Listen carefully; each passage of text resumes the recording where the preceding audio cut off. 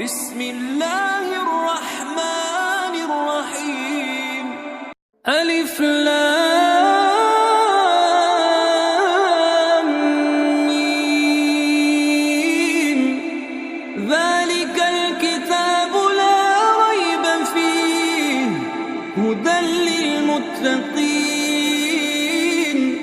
الذين يؤمنون بالغيب ويقيمون الصلاة ومما رزقناهم ينفقون والذين يؤمنون بما أنزل إليك وما أنزل من قبلك وبالآخرة هم يوقنون.